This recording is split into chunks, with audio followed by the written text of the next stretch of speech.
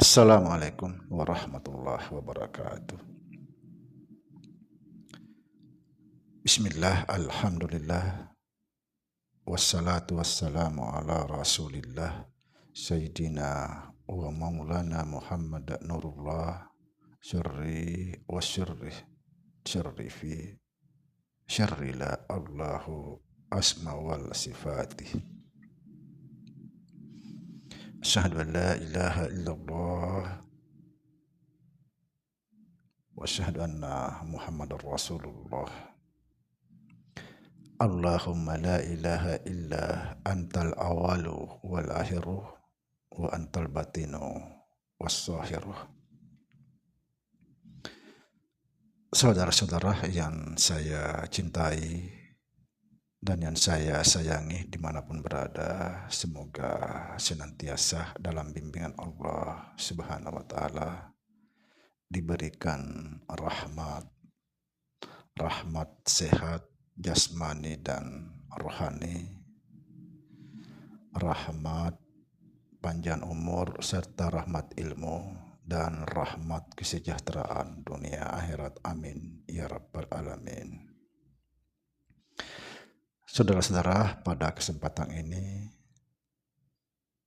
saya akan menanggapi satu pertanyaan.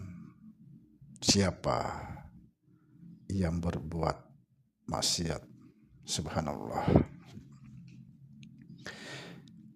Di dalam ilmu tasawuf sangat dikenal namanya la af'alun illallah.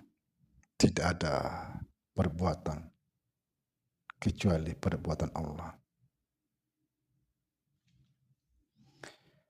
Inilah menjadi dasar orang, siapa yang berbuat maksiat. Artinya kalau segala perbuatan itu perbuatan Allah, siapa yang berbuat maksiat? Subhanallah. Ini nggak pernah kelar ini. Begini saudara, memang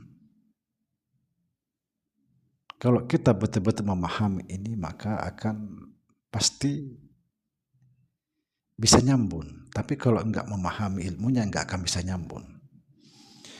Saya sekedar memberikan satu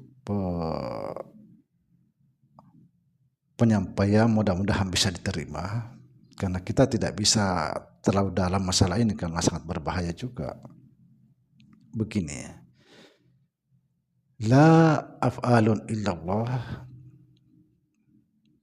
tidak ada perbuatan kecuali Allah. Semua perbuatan itu perbuatan Allah, apapun itu. Dan perbuatan Allah itu semua diwujudkan kepada makhluk-makhluknya, seperti manusia, seperti gunung, pohon, air, dan lain sebagainya. Semua perbuatan itu perbuatan Allah, tapi perbuatan yang dianggap manusia itu maksiat, itu tidak berlaku bagi Allah. Tidak berlaku. Sekali lagi saya jelaskan, semua perbuatan adalah perbuatan Allah, perbuatan apapun itu. Mau buruk, mau apa, segalanya perbuatan adalah perbuatan Allah. Tapi yang dikatakan manusia itu maksiat, tidak ada bagi Allah. Yang mengatakan antara maksiat dan tidak maksiat, manusia yang punya akal.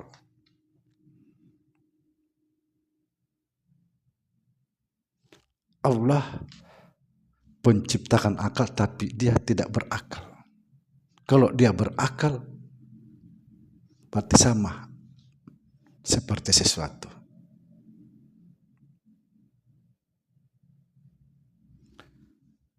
Seperti itu pahamnya saudara. Seperti contoh, Allah menciptakan langit dan bumi serta isinya. Dan kita kenal bahwa segala apa yang ada di bumi dan di langit serta isinya adalah milik Allah.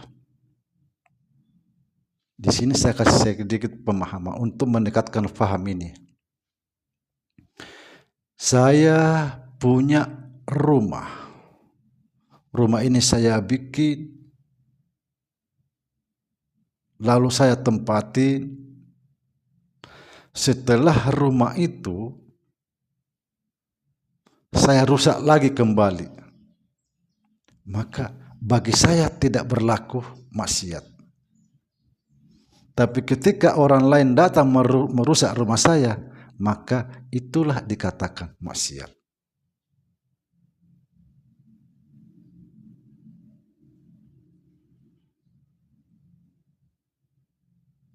Iya, la af'alu illallah, semua perbuatan Allah. Bisa Allah berbuat melalui pohon, bisa Allah berbuat melalui gunung, bisa Allah berbuat melalui air, bisa Allah berbuat melalui manusia.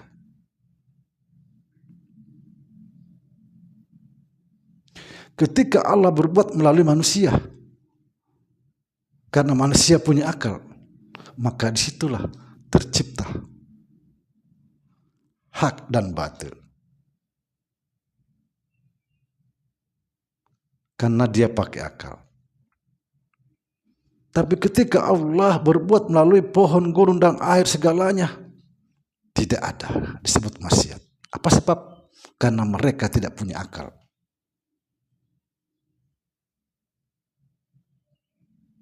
Yang dihukumkan maksiat itu manusia yang memiliki akal. Inilah yang harus dipertanggungjawabkan manusia. Makanya dikatakan manusia itu bodoh dan zalim. Kenapa? Karena sebenarnya kita bisa tidak memilih, tapi kenapa kita harus memilih antara hak dan batil? Karena akal.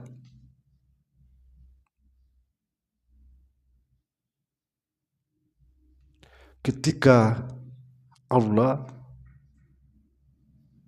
memberikan satu amanah kepada gunung dan pohon dan lain sebagainya, mereka tidak sanggup.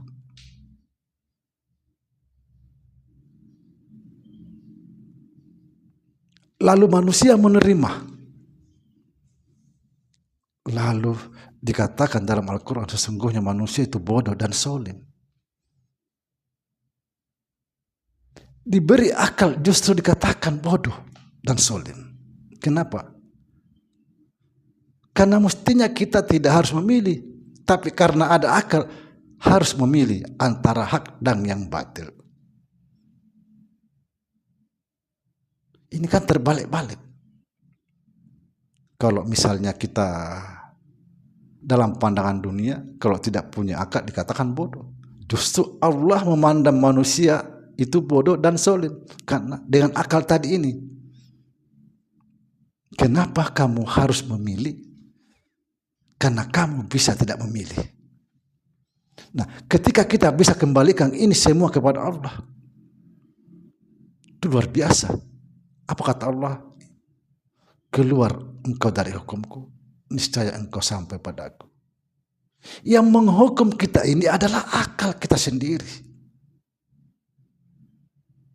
Sebentar salah, sebentar batil, sebentar kafir, sebentar sesat. Akal kita.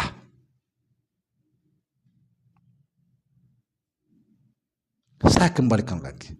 Segala perbuatan itu adalah perbuatan Allah. Tapi namanya maksiat tidak ada bagi Allah, tidak berlaku. Yang pertama apa? Tadi saya sudah sampaikan. Ini semua milik Allah. Mau dirusak, mau dibunuh, mau diapa, terserah dia. Tidak bisa dikatakan maksiat. Sama contoh yang tadi, saya bikin rumah saya sendiri, kalau saya rusak nggak ada apa-apa. Tapi ketika orang lain merusak, pasti maksiat. Segala perbuatan Allah bisa Allah berbuat melalui pohon, bisa Allah berbuat melalui manusia, Bisa Allah berbuat melalui air, lautan, gunung, angin, dan lain sebagainya. Yang bermasalah manusianya. Karena manusia harus menggunakan akalnya. Inilah harus dipertanggungjawabkan manusia. Itulah sebabnya pohon, gunung-gunung, segalanya tidak ada yang mau menerima. Takut, tidak sanggup mempertanggungjawabkan. Tapi manusia dengan senang hati menerima, maka tanggung resikonya. Sebenarnya kita ini bisa tidak memilih, tapi kita harus memilih karena ada akal.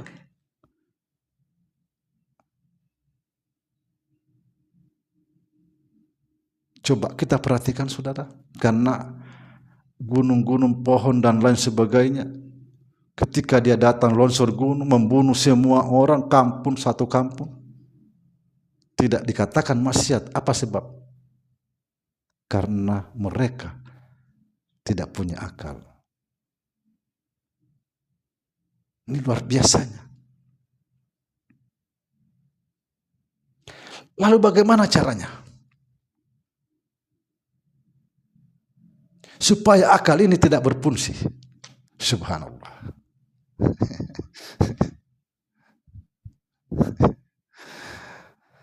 La haula wala quwata illa billah. Sepertinya saya sampai di sini. Mudah-mudahan nanti ada kesempatan kita bisa bongkar lagi ini.